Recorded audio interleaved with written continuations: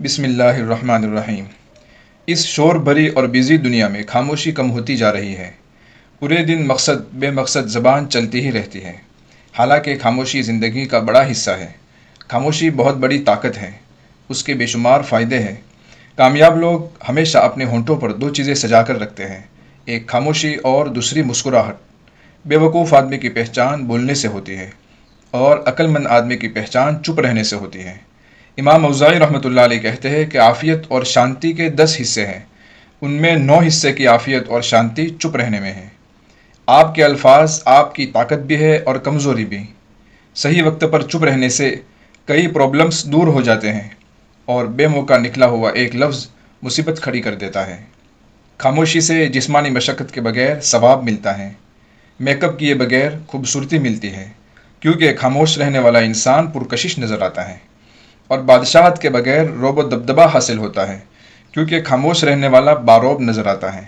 خاموشی اونچی دیواروں کے بغیر مضبوط قلعہ ہے جو تکلیفوں سے بچاتا ہے۔ خاموشی معافی مانگنے کی ذلت سے اور افسوس سے بچاتی ہے۔ خاموشی جہالت اور عیوب کو چھپانے کا ذریعہ ہے۔ خاموشی گناہوں سے اور وقت کی بربادی سے حفاظت کرتی ہے۔ خاموشی آپ کو بہت سی غلطیوں سے بچاتی ہے۔ زیادہ بولنے والا انسان غلطیاں زیادہ کرتا ہے اور بعد میں افسوس کرتا ہے۔ شیخ سعدی رحمۃ اللہ علیہ کہتے ہیں کہ مجھے آج تک اپنی خاموشی پر افسوس نہیں ہوا، ہاں بولنے پر بہت بار افسوس ہوا ہے۔ خاموشی سے آدمی کے حالات دوسروں کے سامنے نہیں کھلتے، اس کی جہالت اور اس کے عیبوں پر پردہ پڑا رہتا ہے۔ زیادہ بولنے سے آدمی کی جہالت اور عیب لوگوں کے سامنے کھل جاتے ہیں۔ جو خاموش رہتا ہے اس کے ارادے اور خیالات لوگوں کے سامنے ظاہر نہیں ہوتے، اس لیے وہ اپنے ارادوں کو پورا کرنے میں زیادہ کامیاب اور سفل ہوتے ہیں۔ کئی بڑے تاجروں نے اپنے ارادوں کو چھپایا اور اتنی بڑی کامیابی حاصل کی کہ لوگ حیران رہ گئے۔ خاموشی سے دماغ بھی شانت رہتا ہے اور آدمی کو اپنے اندر جھانکنے کا موقع ملتا ہے۔ خاموش رہنے والا آدمی دوسروں کو سنتا ہے اور ان سے سیکھتا ہے۔ جن لوگوں میں بولنے سے زیادہ سننے کی عادت ہوتی ہے، لوگ ان کو زیادہ پسند کرتے ہیں۔ کم بولنے والا آدمی باروب نظر آتا ہے، لوگ اس کی عزت اور قدر کرتے ہیں۔ جب وہ بولتا ہے تو اس کی بات کی ویلیو ہوتی ہے، اس کی باتیں یاد رکھی جاتی ہے۔ خاموش آدمی کے بولنے کا لوگ انتظار کرتے ہیں اور زیادہ بولنے والے آدمی کی باتوں کی کوئی ویلیو نہیں ہوتی۔ خاموش رہنا کامیابی اور خوشی کے لیے بھی ضروری ہے۔ اس سے دماغ کی تسکین اور کارکردگی میں اضافہ ہوتا ہے، جذبات میں توازن پیدا ہوتا ہے۔ زیادہ بولنے سے کئی بار برے حالات پیدا ہو جاتے ہیں۔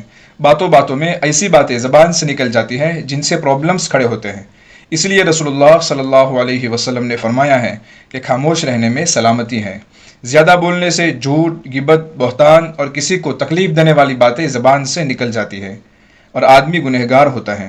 حدیث میں آیا ہے کہ انسان کے سب سے زیادہ گناہ اس کی زبان سے ہوتے ہیں۔ اسی طرح فضول باتوں سے وقت برباد ہوتا ہے اور مفید اور ضروری کام رہ جاتے ہیں۔ حدیث میں ہے کہ اچھا مسلمان ہونے کی علامت یہ ہے کہ وہ بے فائدہ اور فالتو کاموں کو چھوڑ دے۔ خلاصہ یہ کہ زیادہ بولنا انسان کے عیب کھول دیتا ہے، زیادہ بولنا دلوں میں نفرت کا بیج بوتا ہے، زیادہ بولنا وقت برباد کرتا ہے، زیادہ بولنا عزت اور رعب کو ختم کر دیتا ہے، زیادہ بولنا بات کو بے اثر کر دیتا ہے، زیادہ بولنا اپنے اندر بے شمار نحوستیں رکھتا ہے اور معاشرے میں بے انتہا خرابیوں کو جنم دیتا ہے۔ اس لیے رسول اللہ صلی اللہ علیہ وسلم نے کم بولنے کی بہت زیادہ تاکید فرمائی ہے۔ حضرت ابو ہریرہ رضی اللہ عنہ سے مروی ہے کہ رسول پاک صلی اللہ علیہ وسلم نے فرمایا کہ جو اللہ پر اور قیامت کے دن پر ایمان رکھتا ہے، اسے چاہیے کہ اچھی بات کہے یا خاموش رہے۔ ایک اور حدیث میں رسول پاک صلی اللہ علیہ وسلم نے فرمایا ہے، جو آدمی زبان اور شرمگاہ کی حفاظت کی ذمہ داری لیتا ہے، میں اس کے لیے جنت کی ذمہ داری لیتا ہوں۔